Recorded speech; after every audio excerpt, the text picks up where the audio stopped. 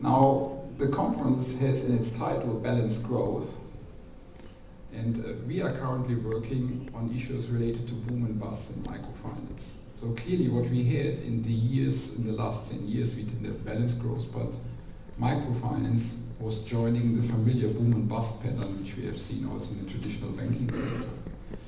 And we have illustrated this here by this slide. We see here this grayish line.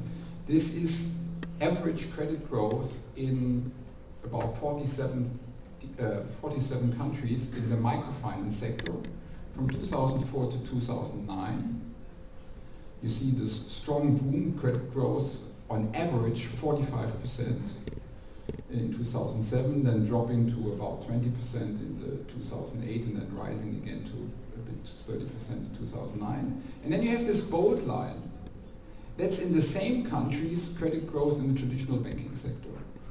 So, well, this is an illustration. It shows that obviously, it suggests that microfinance was following basically the same pattern of growth, boom and bust, as the traditional banking sector. Now, in the paper which I want to present today, we are focusing not on the boom-bust, but just on the boom. We have been looking at the drivers of the boom and distinguish the drivers of the boom according to three different categories. First, has this boom been driven by pursuing the financial inclusion agenda, so financial deepening for the poor? Has it been driven by the commercialization of microfinance, so by the transformation from NGOs to non-bank and actually non-bank financial intermediaries into banks? Or has it been driven by financial integration, so that the microfinance sector has become more integrated into the global and national financial systems of the respective countries? This is joint work with Charlotte Wagner. We do an econometric analysis involving 382 microfinance institutions in 83 countries over the period 2000 to 2007. In our largest regressions, we control for a whole bunch of variables at MFI, country and regional level, and the results are in an advanced but not yet at the final stage. Actually, it's the first time I'm presenting this work.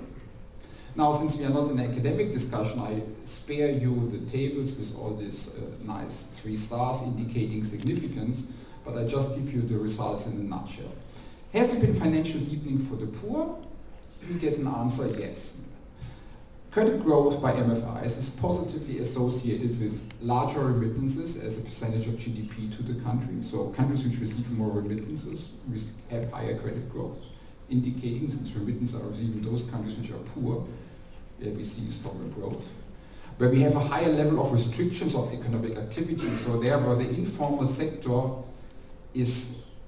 should be larger because of the restrictions on economic activities, there we also see higher credit growth. We see higher credit growth in countries where at the beginning of this period in 2000, 2001, 2002, the penetration ratio, so the number of clients served by microfinance institutions as a percentage of total population, has been relatively low. So not that we see growth in sectors which have already been quite developed. And we have evidence that credit growth has been higher in countries with a lower GDP per capita ratio or a lower credit to GDP ratio of the traditional banking sector. So where either the country as economic development is less advanced or financial sector development is less advanced. The last two are in italics because they are not robust. We find in some specifications, yes, there is evidence, but in other, there is no evidence. So that there's not significantly linked. Second question. Has commercialization been a driver of microfinance growth, credit growth in microfinance? The clear answer is yes. There's robust evidence which we find that credit growth has been significantly higher for institutions which are regulated banks. Impact is of course controlling for everything else. On average, banks have been growing at about 8% points higher, have 8% higher credit growth than other microfinance institutions in this period. And financial integration, also yes. So credit growth is higher for MFIs operating in countries with a higher growth of public sector or private sector credit issued by traditional banks. So what we saw before, this illustration, is confirmed by econometric evidence. So really, even if we control for a bunch of variables, we see in countries where we had a boom in the traditional banking sector, we also had a boom in the microfinance sector, indicating that microfinance has become part of the global financial sector activities. Second, we see that microfinance institutions have been growing stronger, those which have receiving more funds from non-deposit sources. So we take the difference between total liabilities and then we deduct from them deposits and equity, calculate the growth rate and see does this have an impact, and yes it has. So overall we come to the conclusions that microfinance was part of the global credit boom and as such was also driven by financial integration.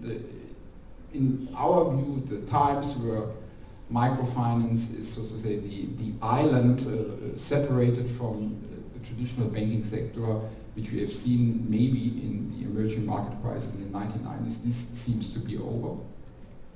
Commercialization played a substantial role in the credit boom, but at the same time, microfinance has become, from a cyclical perspective, integrated into the formal financial sector, but it still is doing what it's supposed to do. It's pursuing the financial inclusion agenda because we see also factors which we would expect from microfinance institutions to be more active in those countries, that these factors still matter.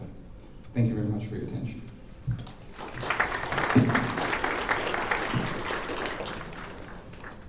Thank you very much, Adalbert. I would like to turn to Rupert for the reason that we've just heard from Milford that microfinance equals a poverty trap, and that even if you do microfinance, it doesn't matter so much because where really you should direct funding to is to the missing middle, to the larger enterprises, etc., etc. Therefore, Rupert, who has created a global network, who prides itself in working with the poor and the poorest, what is your response to that? Have you wasted your last 30 years in vain? Well, first of all, a confession.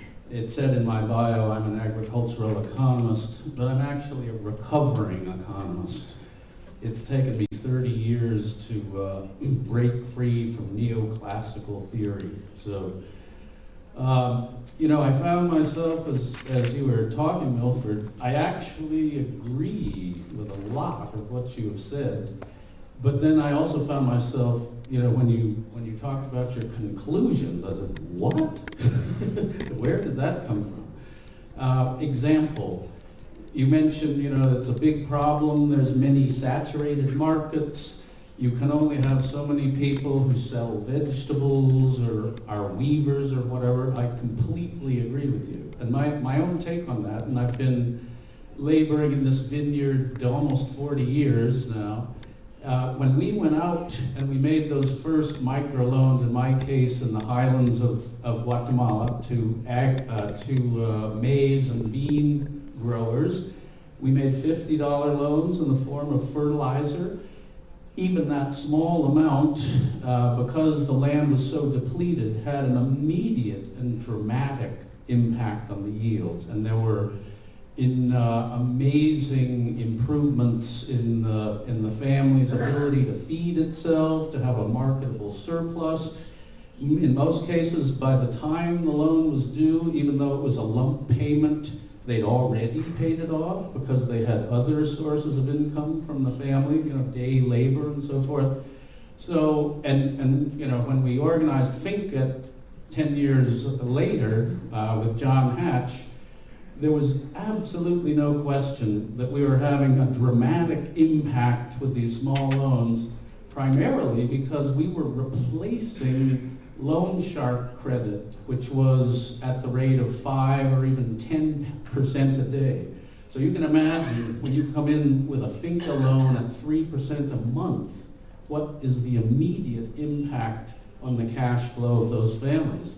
So I don't have the studies to back it up, but I can absolutely guarantee you that microcredit was working brilliantly by itself. It didn't need microfinance plus, but just injecting capital into a capital scarce environment had dramatic results. All right, so here we are today.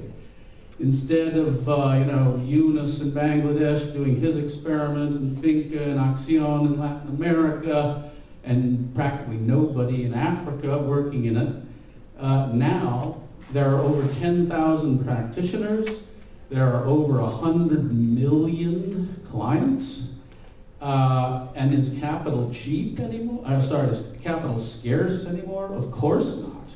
It's plentiful. And as you point out, and where I completely agree with you, the returns to micro enterprises are going like this. So this is a serious problem for those of us who want to use microfinance to get people out of poverty.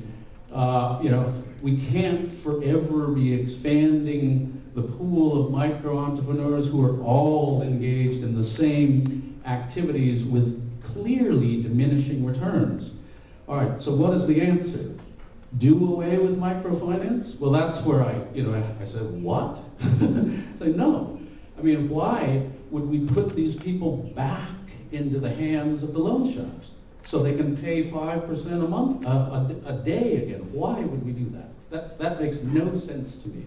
What does make sense is we have to come up with something else, And when I say we, I don't mean necessarily, FINCA or, the MFIs here represented in this room. Is this our job to bring new economic opportunities to our clients so they can receive higher yields?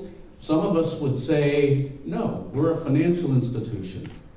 So that's somebody else's job. I remember one time Yunus was being interviewed by a pesky journalist who kept saying, your small loans don't do enough. They don't do enough.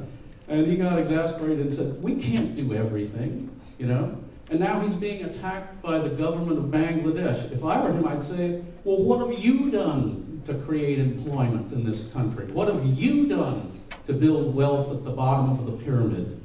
I don't think they have a good answer for that. So I think, but I will hasten to add, in the case of FINCA, we do want to get into those areas. We are a multi-purpose foundation. We are going to hopefully solve the financial resources constraint for our financial institutions in the 21 countries where we work. And so I think the foundation can begin to explore some interesting alliances, which we can do with companies, international companies that want to invest more in developing countries, want to work in food production. And of course, the reason microfinance struggles in agriculture is because the linkages are not there. They don't always have a place to sell what they produce. They don't have reliable sources of water. Those problems have to be solved before credit can be effective. And let me just say one final thing about the missing middle. There again, I completely agree with you. Completely agree with you. We need to build that space. But what is stopping us? The fact that money is going to microfinance? No. I mean, there would be plenty of money going into that space if we could solve the real constraints, which are very hostile regulatory regimes, very hostile political environments, monopolies controlled by elites in many of the sectors where these industries and businesses could grow, but can't because the justice systems don't work. No guarantees for foreign investors that their interests will be protected if it goes into the judicial system, which in many cases are corrupt and broken. I mean, let's talk about the real constraints that are causing that problem.